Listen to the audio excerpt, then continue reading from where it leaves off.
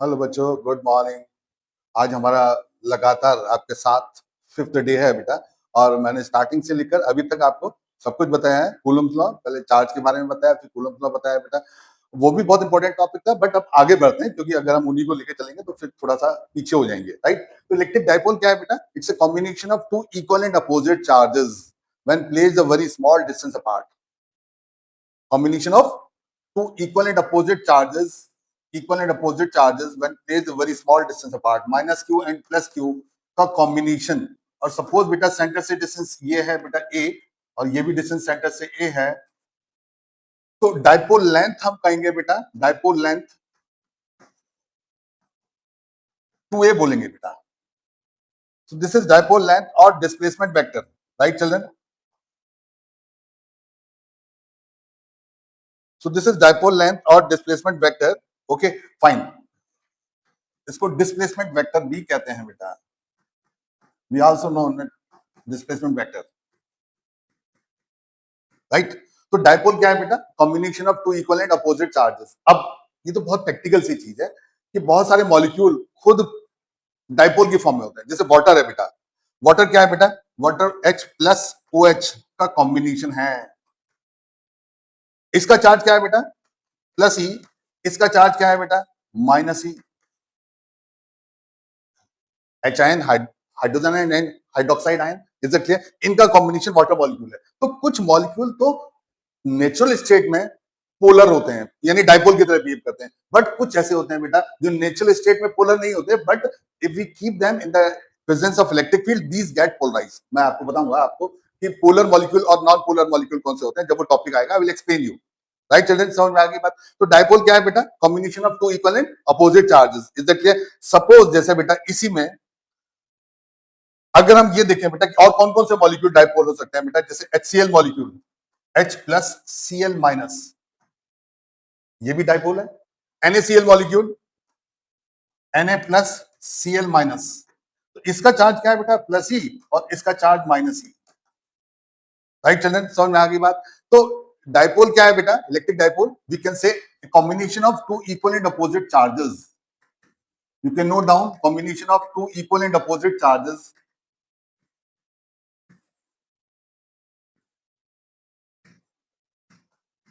equal and opposite charges placed small distance apart, right बच्चों? placed a small distance apart, ठीक है। This combination is known as electric dipole. तो electric dipole, dipole का total charge dipole का zero है, आप देख रहे हैं, total charge of dipole is zero. Total charge of dipole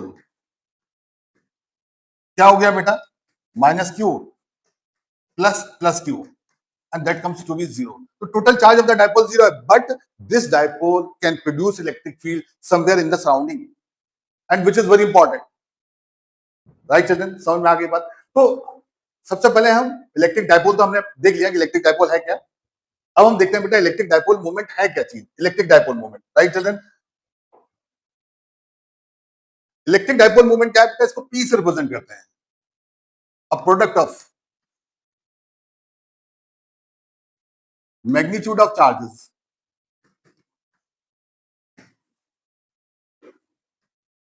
and displacement vector. Displacement vector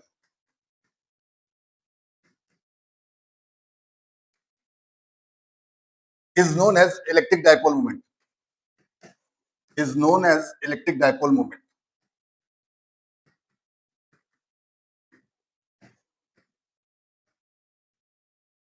और बेटा इसको it is a vector quantity, it is a vector quantity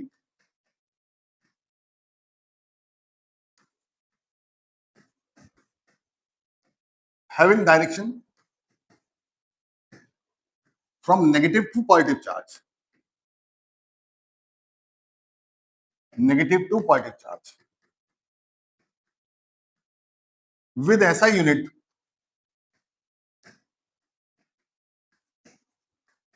coulomb into meter and direction as I discuss. Okay बच्चों, समझ में आ गई बात? तो डाइपोल क्या है बेटा? अभी मैंने आपको बताया था कि माइनस क्यू और प्लस क्यू दो चार्जेस हैं और इनके बीच के डिस्टेंस बेटा 2a है, this is a, this is a, तो डाइपोल लेंथ क्या आ गई बेटा, डाइपोल लेंथ हो गई, डाइपोल लेंथ क्या हो गई बच्चों 2a। तो डाइपोल मोमेंट क्या था बेटा, डाइपोल मोमेंट देखो क्या है, product of charge and displacement vector, इधर चार्ज का मतलब कोई भी एक चार्ज बेटा, इधर charge and displacement vector, right. तो P को हम किससे रिप्रेजेंट करते हैं बेटा, डाइपोल मोमेंट को 2a, डिस्प्लेसमेंट वेक्टर 2a हो गया बेटा, इधर चार्ज क्यों हो गया, तो इसकी जो डायरेक्शन होती है P की वो बेटा नेगेटिव टू पॉजिटिव चार्ज होती है, very important. Direction of P क्या आ गई बेटा, नेगेटिव टू पॉजिटिव चार्ज। ऐसा यूनिट क्या आ गई बेटा इसकी, आप खुद देखो 2a की यूनिट क्या है, मीटर यूनिट, ऐसा यूनिट आ गई बेटा कूलम इंटू मीटर, राइट। अब जैसे हम बात करें बेटा, सपोज अभी हम बात कर रहे थे पोलर मॉलिक्यूल के बारे में, वाटर का पोलर मॉलिक्यूल HOH माइनस, तो इसके डायपोल मोमेंट की डायरेक्शन किधर होगी बेटा, नेगेटिव से पॉजिटिव चार्ज ये होगी। और सपोज बॉन्ड लेंथ 1 एंगस्ट्रॉम है, सपोज बॉन्ड लेंथ 1 एंगस्ट्रॉम है, तो इसका P क्या होगा बेटा, इसका P क्या होगा 2a हो गया 1 एंगस्ट्रॉम, 1 एंगस्ट्रॉम मींस 10⁻⁻10 मीटर। और Q की वैल्यू क्या आ गई बेटा H प्लस, तो Q की वैल्यू प्लस ही आ गई, इसके Q माइनस ही आ गई। तो E का मतलब बेटा 1.6 into 10⁻⁻19, this is 1.6 into 10⁻⁻9 coulomb into metre. और डायरेक्शन किधर हो गई बेटा, OH आयन से H आयन की तरफ, from negative charge to positive charge. देखो आप देखो ध्यान से, और डिनोट किससे करते हैं बेटा इसको, P से। I think it will be clear, ठीक है। तो इलेक्ट्रिक डाइपोल मोमेंट क्या है बेटा, product of either charge and displacement vector of the two charges, vector quantity है, direction negative to positive charge होती है। अब इसमें एक और चीज देखें बेटा, कुछ इंटरेस्टिंग चीजें देखते हैं हम, जैसे फॉर एग्जांपल बेटा हमारे पास सपोज 3 चार्जेस हैं और ये इक्विलेटरल ट्रायंगल के कॉर्नर पे रखे हुए हैं, ट्रायंगल की साइड ए है बेटा। अब वो हमसे नेट डाइपोल मोमेंट्स पूछा है सिस्टम का, net dipole moment of the system. अब यहाँ तो बेटा आप देख रहे हैं इक्वल एंड अपोजिट चार्जेस का कॉम्बिनेशन कोई भी नहीं है, तो डाइपोल कैसे बनाए। और मैंने बताया था बेटा आपको चार्ज में एडिटिव प्रॉपर्टी होती है, तो हम -2q चार्ज को बेटा -q और -q का कॉम्बिनेशन मान सकते हैं, राइट चिल्ड्रन, समझ में आ गई बेटा बात। और ये तो प्लस क्यू है ही बेटा, this is also plus Q, this is also plus Q, तो एक डाइपोल ये बन गया बेटा P, एक डाइपोल ये बन गया बेटा P, ये तो डाइपोल है ही नहीं, प्लस क्यू का कॉम्बिनेशन इज नॉट डाइपोल। तो दो डाइपोल मोमेंट आ गए बेटा, दो डाइपोल मोमेंट आ गए, और दोनों की मैग्नीट्यूड जो होगा डाइपोल मोमेंट का बेटा वो कितना होगा बच्चों, 2aq, 2a क्या है यहाँ पर a, और q है बेटा, तो P की वैल्यू aq आ गई, P की वैल्यू क्या आ गई बेटा aq। अब दो डाइपोल है, डाइपोल मोमेंट वेक्टर क्वांटिटी है, तो रिजल्टेंट हमेशा अगर दो हैं तो पैरेलल होना है, राइट चिल्ड्रन, समझ में आ गई बेटा बात। अब जैसे इनके बीच का एंगल कितना है बेटा यहाँ पर 60 डिग्री, दो डाइपोल इसके अलाउंग है, तो पी नेट जो आया बेटा सिस्टम का, पी नेट वो कितना आया बच्चों, this is P square plus 2p² cos 60, और cos 60 कितना होता है बेटा 1/2, तो ये आ गया बेटा p√3, 1/2 आया ना, 2 से 2 कट गया, 3p² आ गया, 3p² का अंडर रूट आ गया बेटा। तो p net dipole moment of the combination क्या होगा बेटा, p को क्या लिखा था हमने aq, तो दिस इज aq√3, राइट बच्चों, समझ में आ गई। और डायरेक्शन किधर होगी, जब दो वेक्टर इक्वल होते हैं बेटा, तो मैंने बताया था रिजल्टेंट एंगल बाइसेक्टर पे लाई करता है, तो इन दो का डाइपोल मोमेंट पी नेट इस डायरेक्शन में लाई करेगा। बच्चों बात समझ में आ गई, क्लियर है। तो डाइपोल कब हम ऑब्जर्व करते हैं, जब दो इक्वल एंड अपोजिट चार्जेस का कॉम्बिनेशन होता है, वेरी इंपॉर्टेंट, राइट चिल्ड्रन, समझ में आ गई बात सबको। अदरवाइज हम कभी भी डाइपोल कंसीडर नहीं करते, इज दैट क्लियर। अब सबसे इंपॉर्टेंट टॉपिक हम डिफाइन कर रहे हैं, और मैंने बताया था इलेक्ट्रिक फील्ड कूलम्स लॉ से भी निकालेंगे, इलेक्ट्रिक फील्ड गॉस थ्योरम से भी निकालेंगे। तो फील्ड की इंटेंसिटी क्या होगी बेटा, वो देखते हैं सबसे पहले इंपॉर्टेंट बात। तो किसी भी पॉइंट पर electric field at any point, electric field at any point, intensity at any point, intensity at any point, इसको हम रिप्रेजेंट करते हैं बेटा E से, and this is F/Q naught, where Q naught tends to 0। इसका physical meaning क्या है बेटा, वो मैं आपको बताऊंगा। F/Q नॉट का मतलब, जैसे सपोज बेटा हमने यहाँ पर कोई Q नॉट चार्ज रख दिया, यहाँ पर कोई Q नॉट चार्ज रख दिया, और Q नॉट चार्ज पर बेटा फोर्स F लग रहा है। अब किसकी वजह से लग रहा है, that we do not know, source charge क्या है जिसकी वजह से फोर्स लग रहा है, that we do not know, but किसी भी टाइप के चार्ज की वजह से अगर फोर्स F लग रहा है बेटा Q नॉट पे, तो electric field intensity at any point is defined as force experienced by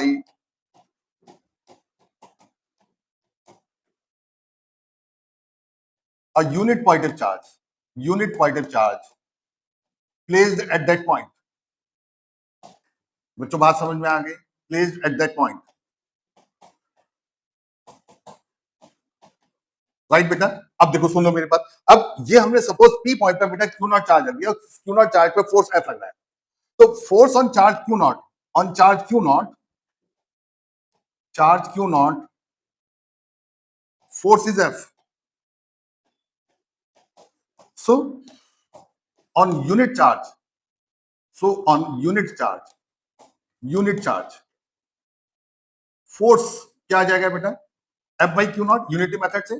तो इलेक्ट्रिक फील्ड इंटेंसिटी किसी भी पॉइंट पर बेटा आप किसे डिफाइन करते हैं? F by Q नॉट से। Is it clear? Force unit क्या है बेटा? न्यूटन। और चार्ज यूनिट क्या है? कूलम। अब इसको फोर्स से डिफाइन करते हैं बेटा, तो बेसिकली फोर्स भी वेक्टर क्वांटिटी है, इसलिए इलेक्ट्रिक फील्ड भी वेक्टर क्वांटिटी हो गई। Right children? बात समझ में आ गई? Electric field is a vector quantity. अब इसमें इंपॉर्टेंट चीज है बेटा, मैं ये भी आपको एक्सप्लेन करना चाहता हूं कि Q naught tends to zero का मतलब क्या है।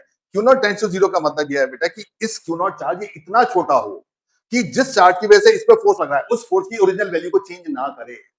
यानी जो चार्ज इस पर फोर्स लगा रहा है उस चार्ज को ना तो रिपेल करे, ना अट्रैक्ट करे, ना उसका मैग्नीट्यूड चेंज करे। बच्चों बात समझ में आ गई? इस क्यू नॉट चार्ज पर जिस चार्ज की वजह से फोर्स लग रहा है उसको हम सोर्स चार्ज कहेंगे बेटा। उसकी जिसकी वजह से फोर्स लग रहा है उस चार्ज की ना तो रिपेल करे, ना अट्रैक्ट करे, ना उस चार्ज की वैल्यू को चेंज करे। तो बेसिकली इलेक्ट्रिक फील्ड जो आई बेटा किसी भी पॉइंट पर, ये किसके इक्वल हो गई बेटा? Force per unit charge. Is that clear? समझ में आ गई बात? अब ये तो बेसिक डेफिनेशन हो गई बेटा। इसी डेफिनेशन को अगर हम फिर से और देखें बेटा, तो F is equal to Q naught E आया, F is equal to Q naught E आया बेटा। अगर सपोज किसी पॉइंट पर इलेक्ट्रिक फील्ड इधर है बेटा और हमने पॉजिटिव चार्ज रखा, तो इस पर फोर्स भी इधर ही लगा, और लगा कितना बेटा? क्यू नॉट ई। सिग्निफिकेंस बताता हूं आपको कि अगर Q naught tends to zero है, Q naught greater than zero है, यानी पॉजिटिव चार्ज है, तो force and electric field are in the same direction. और अगर बेटा क्यू नॉट नेगेटिव चार्ज है बच्चों, इलेक्ट्रिक फील्ड सपोज इधर थी, वो सोर्स चार्ज की वजह से, इसकी नहीं है, जो जिस चार्ज की वजह से इलेक्ट्रिक फील्ड वहां नहीं होती जहां वो चार्ज रखा हुआ है, किसी दूसरे चार्ज की वजह से होती है। तो इस माइनस क्यू नॉट चार्ज पर जो फोर्स लगेगा बेटा वो अपोजिट डायरेक्शन में लगेगा, मैग्नीट्यूड वही होगा क्यू नॉट ई। तो आपको बात समझ में आ गई? E equal to F by Q naught, और इसी से हमने रिलेशन निकाला बेटा ये F equal to Q naught E. और इस रिलेशन की क्या सिग्निफिकेंस है कि अगर क्यू नॉट चार्ज पॉजिटिव है तो electric field and force are in same direction, और अगर क्यू नॉट नेगेटिव है बेटा तो force and electric field are always in opposite direction. Right children? बात समझ में आ गई? अब मैं थोड़ा सा और एक्सप्लेन करता हूं इस चीज को। तो बेसिकली बेटा अगर हम देखें अब electric field intensity at a point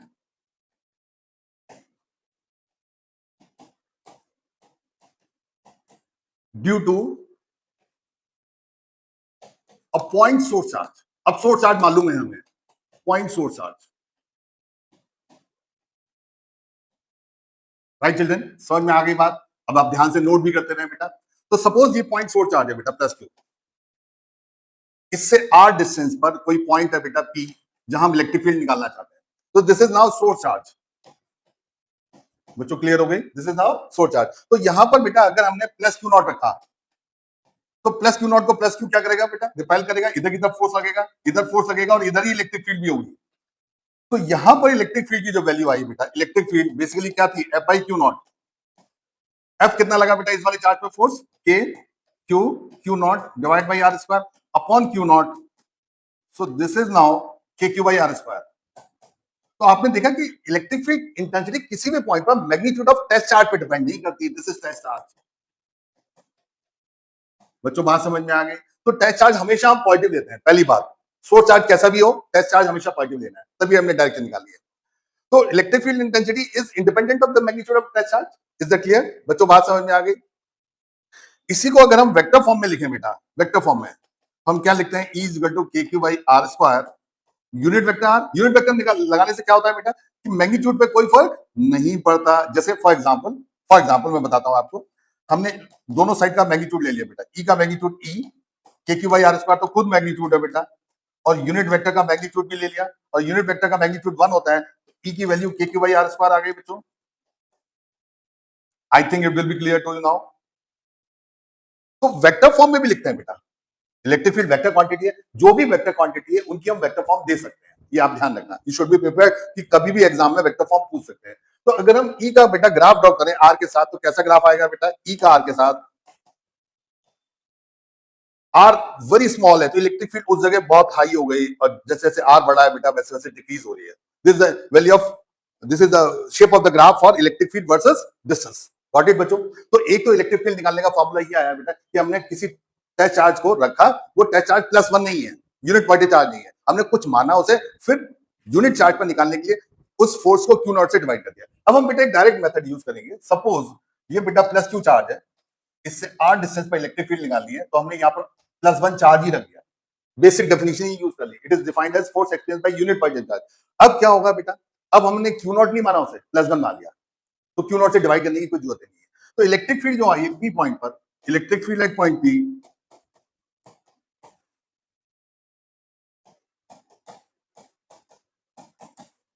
P E is equal to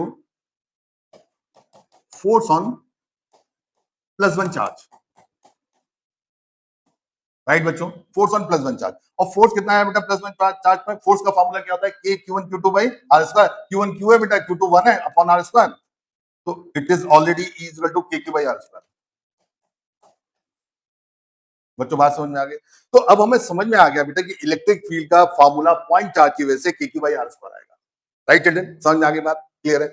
अब अगर हम देखें बेटा कि ये जो इलेक्ट्रिक फील्ड होती है पॉइंट चार्ज की वजह से, वो आर की वैल्यू अलग अलग के लिए वैल्यू अलग अलग होगी, उसकी डायरेक्शन भी चेंज हो जाएगी। इसका मतलब पॉइंट चार्ज की जो चारों ओर इलेक्ट्रिक फील्ड है, इलेक्ट्रिक पॉइंट चार्ज की जो चारों ओर इलेक्ट्रिक फील्ड है, वो नॉन यूनिफॉर्म होती है। अभी फिर आपको एक्सप्लेन करता हूं मैं। जैसे बेटा फॉर एग्जांपल ये +Q चार्ज है बेटा, हमने ए पॉइंट पर इलेक्ट्रिक फील्ड निकालनी है, बी पर निकालनी है, सी पर निकालनी है। ए पॉइंट की डिस्टेंस हमने ए ले ली बेटा, बी पॉइंट की डिस्टेंस हमने बी ले ली, और सी पॉइंट की डिस्टेंस हमने सी ले ली, स्मॉल सी ले ली।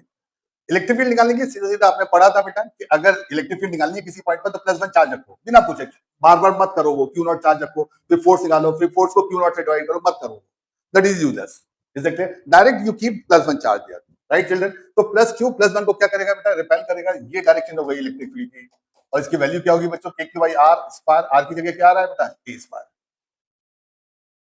इस जगह निकालेंगे तो फिर +1 चार्ज ले लिया बेटा, +Q क्या करेगा? +1 को रिपेल करेगा, तो इलेक्ट्रिक फील्ड की डायरेक्शन ये हो गई बेटा, वैल्यू क्या आ गई? KQ by B square.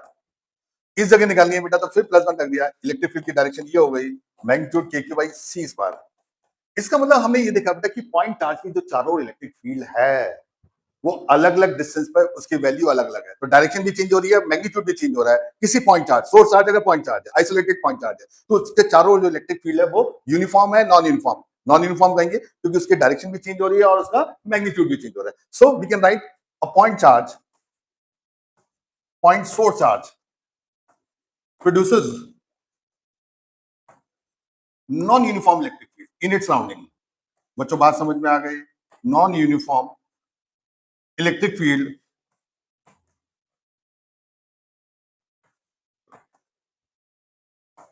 In its surrounding.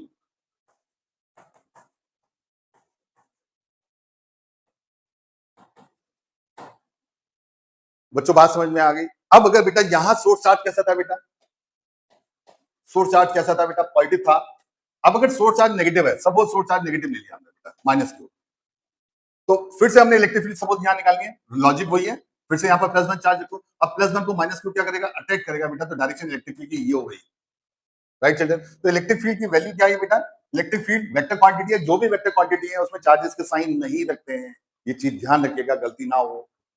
Force और इलेक्ट्रिक फील्ड दोनों में चार्जेस का साइन नहीं रखते, बिकॉज चार्ज के साइन देखकर ही हम ऑलरेडी डायरेक्शन डिसाइड करते हैं, और electric field is vector quantity with direction. तो हमने बेटा -Q अगर हमारा नेगेटिव सोर्स चार्ज है बेटा, इलेक्ट्रिक फील्ड निकालनी है हमने R डिस्टेंस पर, P पॉइंट पर, तो P पॉइंट पर हमने +1 रखा बेटा, +1 को -Q क्या करेगा? अटैक करेगा।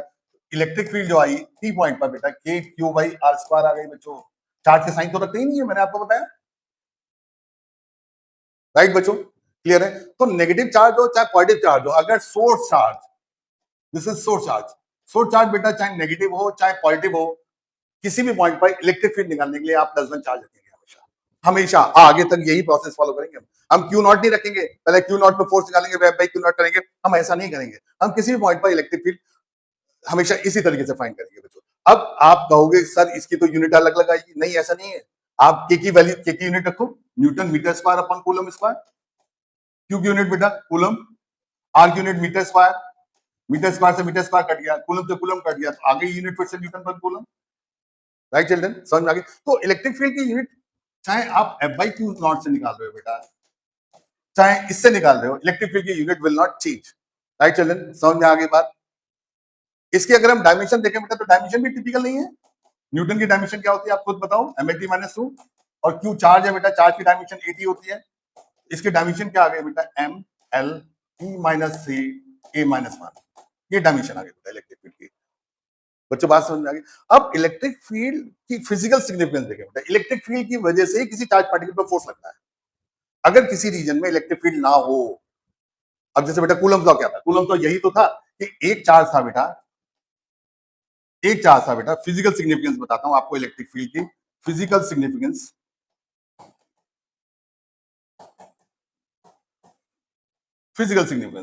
एक चार्ज बेटा Q1 था, इसके चारों ओर इसकी इलेक्ट्रिक फील्ड है। उस इलेक्ट्रिक फील्ड में अगर हमने कोई दूसरा चार्ज रखा बेटा प्लस Q2, तो इस दूसरे चार्ज पे जो फोर्स आया बेटा F, वो कितना आएगा बच्चों, K Q1 Q2 by R square. और इस P पॉइंट पर इलेक्ट्रिक फील्ड क्या होगी, P पॉइंट पर इलेक्ट्रिक फील्ड होगी बेटा F बाई Q2, ये आगे क्या बेटा K Q1 by R square. तो मेरे कहने का मतलब यह है बेटा कि किसी चार्ज के सराउंडिंग में उसका इलेक्ट्रिक फील्ड रीजन होता है, उस इलेक्ट्रिक फील्ड रीजन में अगर कोई दूसरा चार्ज आता है तो उसमें फोर्स लगता है। लाइक हमने 11th में पढ़ा था, अर्थ की ग्रेविटेशनल फील्ड है, और ग्रेविटेशनल फील्ड की वैल्यू क्या है बेटा, आप बता सकते हो, आपने 11th में पढ़ा था। उस ग्रेविटेशनल फील्ड की अर्थ के सराउंडिंग में जो है वो जी है, small g, acceleration due to gravity, उसको अर्थ की ग्रेविटेशनल फील्ड कहते हैं। तो अर्थ की ग्रेविटेशनल फील्ड में बेटा अगर हम देखें, अर्थ की ग्रेविटेशनल फील्ड में जैसे अर्थ है बेटा, सपोज अर्थ का मास m ही है, रेडियस r ही है बेटा, इसकी ग्रेविटेशनल फील्ड जो आई इस जगह G M E by are square आई, और इसी को बेटा स्मॉल जी कहते हैं, एक्सीलरेशन ड्यू टू ग्रेविटी। तो अगर हमने कोई m मास का ऑब्जेक्ट रखा बेटा यहाँ पर, तो इस m मास के ऑब्जेक्ट को अर्थ क्या करेगी, अटैक करेगी। फोर्स क्या होता था बेटा वहां पर, इलेक्ट्रोस्टैटिक में हमने पढ़ा था क्यू, यहाँ पर F, क्यू की जगह m आ गया, E की जगह G आ गया बेटा, तो एक ही बात है। तो किसी भी मास के चारों ओर ग्रेविटेशन फील्ड होती थी, ऐसे बेटा किसी चार्ज के चारों ओर इलेक्ट्रिक फील्ड होती है। उस ग्रेविटेशन फील्ड में, मास के चारों ओर जो ग्रेविटेशन फील्ड है, उसके फील्ड रीजन में कोई भी दूसरा मास पार्टिकल लगते हैं तो उस पर हमेशा अट्रैक्टिव फोर्स लगता है। जबकि इलेक्ट्रोस्टैटिक में अगर किसी चार्ज के चारों ओर इलेक्ट्रिक फील्ड है बेटा, तो उसको अट्रैक्ट या रिपेल करेगा, डिपेंड करेगा कि किस टाइप का चार्ज रखा है। बच्चों बात समझ में आ गई, क्लियर हो गई बात? तो हम इलेक्ट्रिक फील्ड का कंपैरिजन ग्रेविटेशन फील्ड से कर सकते हैं। जैसे ग्रेविटेशन फील्ड किसी पार्टिकल पर फोर्स लगाती है बेटा, ऐसे इलेक्ट्रिक फील्ड भी किसी पार्टिकल पर फोर्स लगाती है। अब ये जो हमने इलेक्ट्रिक फील्ड पढ़ी बेटा, उसमें हमें ये नहीं पता, इसमें अगर तुम ये वाला फॉर्मूला पढ़ रहे हो के क्यू बाई आर स्क्वायर, तो ये तो पक्का due to point source charge है, due to a point source charge. Confuse मत होना, हर जगह ये नहीं लगाना आपने।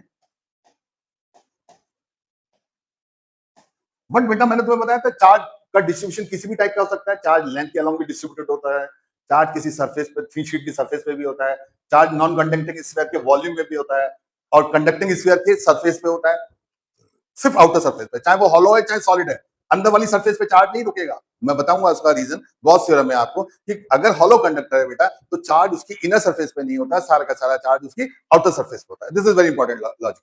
तो ड्यू टू ये जो हमने इलेक्ट्रिक फील्ड का फॉर्मूला पढ़ा ना बेटा, K Q by are square, electric field due to point source charge है। बट मैंने बताया बेटा कि source charge, think charge wire भी हो सकता है, कंटिन्यूस चार्ज डिस्ट्रीब्यूशन अगर हम पढ़ें बेटा, ये हॉलो कंडक्टिंग शेल भी हो सकता है जिसकी सरफेस पे चार्ज है बेटा, तो इसके अंदर भी इलेक्ट्रिक फील्ड निकालेंगे हम, इसके बाहर भी निकालेंगे, इसके सरफेस पे भी निकालेंगे। तो ये सब इलेक्ट्रिक फील्ड जो निकालेंगे वो कूलम्स लॉ हेल्प नहीं कर पाएगा, क्योंकि कूलम्स लॉ ने इलेक्ट्रिक फील्ड से पॉइंट चार्ज की वजह से निकालना बताया। बाकी में जो इलेक्ट्रिक फील्ड निकालना समझाया बेटा, जिसमें चार्ज का डिस्ट्रीब्यूशन होता है, कंटिन्यूस चार्ज डिस्ट्रीब्यूशन, वो हम गॉस थ्योरम में पढ़ेंगे।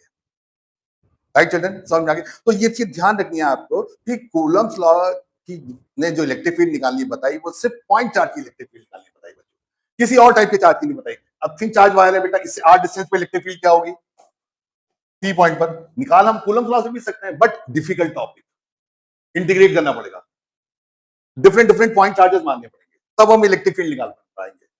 ऐसे बेटा इसमें भी हमें किसी भी टाइम में निकाल हम कूलम्स लॉ से भी लेते हैं, बट कूलम्स लॉ से निकालना इतना आसान प्रोसेस नहीं होता जितना आसान प्रोसेस गॉसेस लॉ से निकालना होता है। बच्चों बात समझ में आ गई? तो किसी भी टाइप का चार्ज डिस्ट्रीब्यूशन है, जैसे बेटा थिंक शीट है ये, इसमें सरफेस चार्ज डिस्ट्रीब्यूशन है, इसकी वजह से भी आर डिस्टेंस पे इलेक्ट्रिक फील्ड निकालेंगे गॉस लॉ यूज करके, इसमें भी गॉस लॉ यूज करेंगे बेटा, यहां भी आर डिस्टेंस पे इलेक्ट्रिक फील्ड निकालेंगे थिंक चार्ज वायर की वजह से, मतलब सब में हम गॉस लॉ यूज करेंगे, बट अभी तक हमने जो पढ़ा है वो कूलम्ब लॉ है। राइट चिल्ड्रन, बात समझ में आ गई आपको? अब हम ये देखते हैं बेटा कि इस इलेक्ट्रिक फील्ड की जो वैल्यू है सिर्फ पॉइंट चार्ज की, उससे हम छोटे छोटे बातें कैसे क्लियर कर सकते हैं, इलेक्ट्रिक डायपोल के केस में वो कैसे अप्लाई कर सकते हैं, क्योंकि इलेक्ट्रिक डायपोल भी तो combination of two equal and opposite charges है। समझ में आ गई बच्चों बात? तो उसको हम कैसे अप्लाई कर सकते हैं वो हम देखते हैं बेटा नेक्स्ट। अब देखो बहुत इंपॉर्टेंट टॉपिक आ गया, अब इसमें आप वो चीजें अप्लाई करोगे जो अभी मैंने डिस्कस की कि इलेक्ट्रिक फील्ड हम किसी डायपोल के एक्सियल पॉइंट पर निकाल रहे हैं बेटा, एक्सियल पॉइंट। तो डायपोल का एक्सियल पॉइंट फिर से हमने क्या करा बेटा, अब इसको देखो बेटा, ये डायपोल है आपका, एंड डायपोल क्या होता है बेटा, combination of two equal and opposite charges. ये डिस्टेंस ए है बेटा, ये डिस्टेंस भी ए है, हमेशा डायपोल लेंथ क्या हो गई, डायपोल लेंथ क्या हो गई बेटा, जल्दी से बताओ, 2a हो गई, और डायपोल मोमेंट क्या हो गया, डायपोल मोमेंट, डायपोल मोमेंट क्या हुआ बच्चों, what is dipole moment, this is p equal to 2aq, और इसकी डायरेक्शन किधर होती थी, नेगेटिव से पॉजिटिव चार्ज की तरफ। अब ये डायपोल है बेटा, इस डायपोल की वजह से एक्सियल पॉइंट पर फील्ड निकालनी है। एक्सियल पॉइंट कौन सा होता है बेटा, डायपोल के जो दो चार्जेस हैं इनको ज्वाइन करने वाली लाइन पर कोई भी पॉइंट, कोई भी पॉइंट, चाहे राइट में ले ले चाहे लेफ्ट में ले ले, that is known as axial point. Is it clear children, समझ में आ गई बेटा बात? तो हमने सपोज ये पॉइंट ले लिया बेटा m, इसकी डिस्टेंस ले ली यहां से r। हमेशा याद रखना बच्चे यही गलती करते हैं, डिस्टेंस हमेशा सेंटर से लेनी है। डिस्टेंस कहां से लेनी है बेटा, डायपोल के सेंटर से। अब इलेक्ट्रिक फील्ड निकालनी है तो क्या करेंगे बेटा, +1 चार्ज ले लेंगे सबसे पहले। +1 चार्ज को, अब +1 चार्ज पे बेटा कितने फोर्स लगेंगे, खुद आप बताओ देखकर, दो चार्जेस हैं हमारे पास डायपोल के, -q और +q, तो दोनों चार्जेस फोर्स लगाएंगे, यानी दोनों की वजह से इलेक्ट्रिक फील्ड आएगी m पॉइंट पर। तो m पॉइंट पर इलेक्ट्रिक फील्ड निकालने के लिए हमने क्या करा बेटा, -q क्या करेगा, +1 को अट्रैक्ट करेगा तो ये फील्ड आ गई, +q क्या करेगा बेटा, रिपेल करेगा तो ये फील्ड आ गई। बच्चों बात समझ में आ गई, क्लियर है? -q क्या करेगा, +1 को अटैक करेगा तो ये फील्ड आ गई, +q +1 को रिपेल करेगा, ये फील्ड आ गई, और फील्ड की वैल्यू होती है पॉइंट चार्ज की वजह से kq/r²। बट +q के केस में डिस्टेंस छोटी है m पॉइंट की +q से, -q से ज्यादा है, तो E2 बड़ी होगी बेटा किससे, E1 से, और E2 जब E1 से बड़ी होगी बेटा तो E नेट की वैल्यू जो हम लिखेंगे, E net that will be E2 - E1। E2 की वैल्यू क्या आ गई बेटा, kq। अब देखो +q, चार्ज के साइन नहीं रख रहे हैं हम, आप देख रहे हो चार्ज के साइन नहीं रख रहे, सोर्स चार्ज के साइन नहीं रख रहे, +q से डिस्टेंस कितनी आ गई बेटा, r - a का होल स्क्वायर, के वो -q है बट q लिख रहे हैं हम, r + a का होल स्क्वायर। इसमें से हमने बेटा kq बाहर ले लिया, सॉल्व किया, 1/r - a का होल स्क्वायर -1/r + a का होल स्क्वायर, तो ये आ गया बेटा kq। ऊपर सॉल्व किया तो नीचे आएगा बेटा r² - a² का होल स्क्वायर, एलसीएम लिया, ऊपर आ जाएगा बेटा 4ar। अब हमने 4ar को क्या करा बेटा, आपको पता है 2aqp होता है, तो 2kpr/r² - a² होल स्क्वायर, ये इलेक्ट्रिक फील्ड आ गई बेटा, किस पॉइंट पर बच्चों, एक्सियल पॉइंट पर। अब नेट इलेक्ट्रिक फील्ड इस डायरेक्शन में आई बेटा, क्योंकि E2 बड़ा था E1 से, E2 बड़ा था E1 से, तो नेट इलेक्ट्रिक फील्ड E2 की डायरेक्शन में आई, और डायपोल मोमेंट की डायरेक्शन भी नेगेटिव से पॉजिटिव चार्ज होती है बेटा, this is the direction of dipole moment. तो E और P, E नेट और P दोनों की डायरेक्शन सेम है, तो जब हम इसे वेक्टर फॉर्म में लिखेंगे बेटा, E नेट वेक्टर फॉर्म में लिखेंगे बेटा, 2k, P के ऊपर वेक्टर लगाया, r/r² - a² whole square. Right बच्चों, समझ में आ गई बात? E net is equal to 2kpr/r² - a² whole square. अब इसमें भी बेटा अगर हम ये माने कि डायपोल छोटा है, डायपोल छोटा है और पॉइंट चार्ज बहुत दूर है, डायपोल छोटा है और पॉइंट चार्ज बहुत दूर है बेटा, तो हम लिख सकते हैं for a short dipole, for a short dipole and far axial point, far axial point,